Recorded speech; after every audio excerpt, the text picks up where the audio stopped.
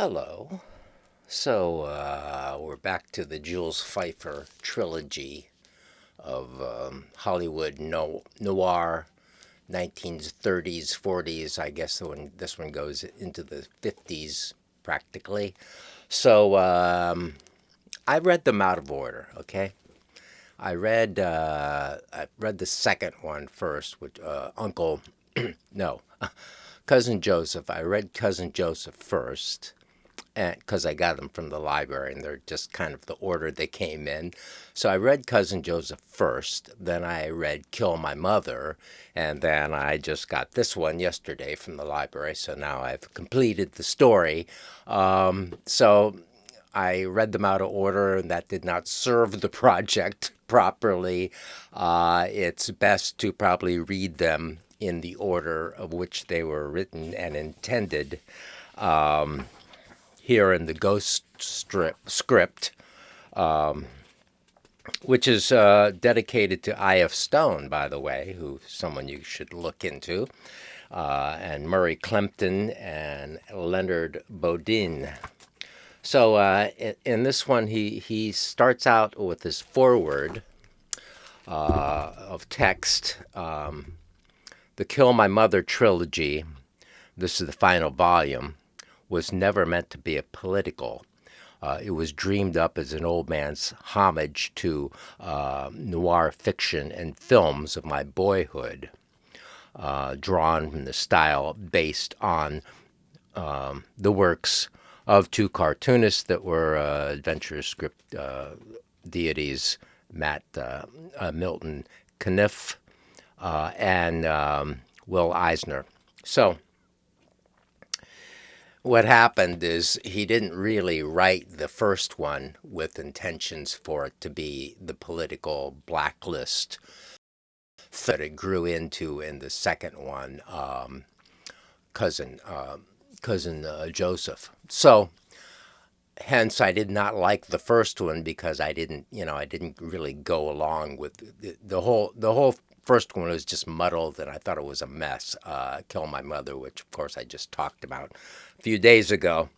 But this one puts it all together, and this one's quite good. It's still, I'm not really the person to be talking to you about these things, so you should probably just switch off and go away because I'm just not a comics or a graphic novel reader.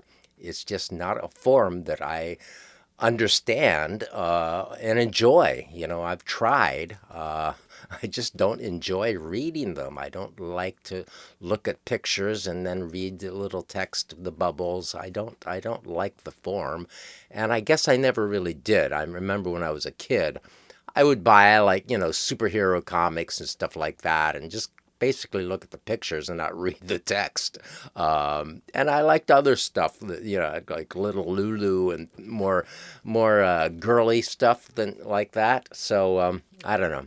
Anyway, yeah, and oh, the boys, the boys, the series, the boys on Amazon Prime. Well, I was enjoying watching that.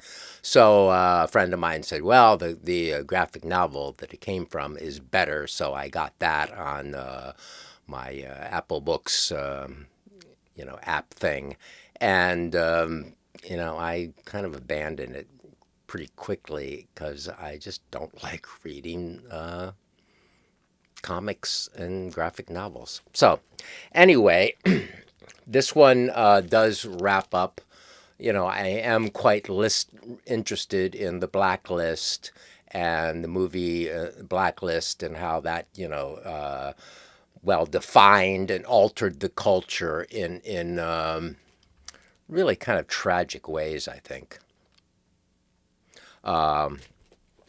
the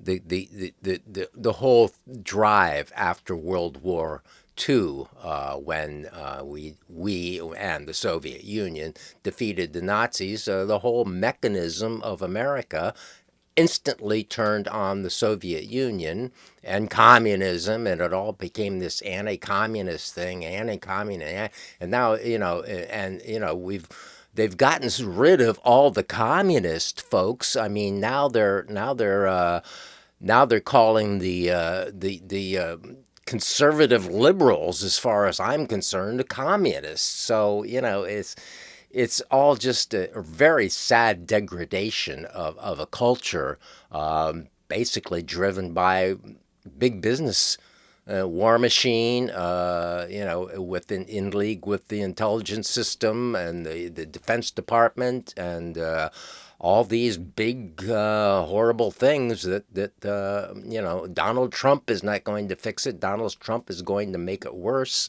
And Elon Musk, I mean, these guys are all part of the same. They will probably succeed in getting rid of some of these entitlements, the things that people have paid for, like Social Security, Medicare, Medicaid, these things that a lot of us depend on, so they can have less taxes. And, I mean, they've been given the world. The corporations had rich people had to pay a lot of taxes in the 50s, and so when America was great again.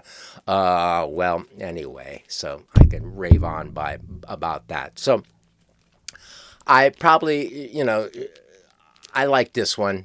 It did wrap up the story. I still was not confused as to who was who and how these women were related, so forth. But the drawings are more carefully done.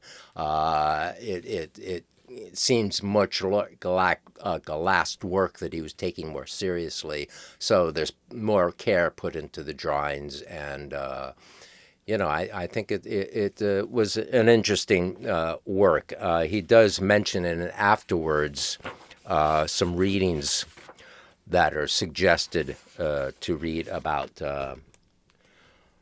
Yeah, two books helped me onto the path of this story: The Hollywood Writers' Wars by Nancy Lynn Schwartz and Sheila Swartz, and Tender Comrades by Patrick McMillan and MacGillian and Paul Buell.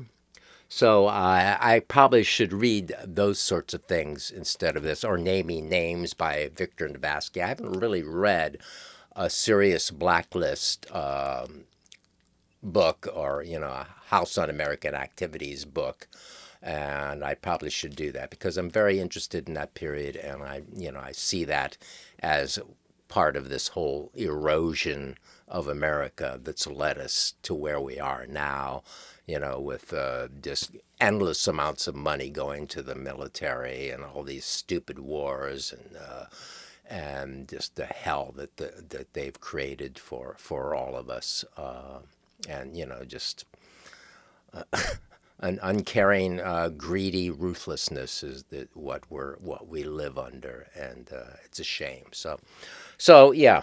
Thank you, Jules. The Ghost Script is a good book. I thought, well, maybe it should be a movie. It should be a movie, and but it would have been a ghost script if it was a movie. It would not be produced because they don't want to talk about this kind of stuff. This is not really popular entertainment kind of stuff, and action.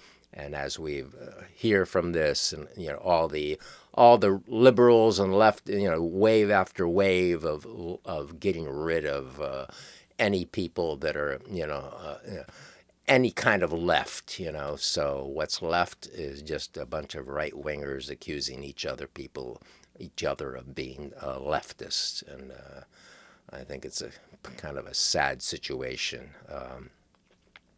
So I'll just leave it there, okay?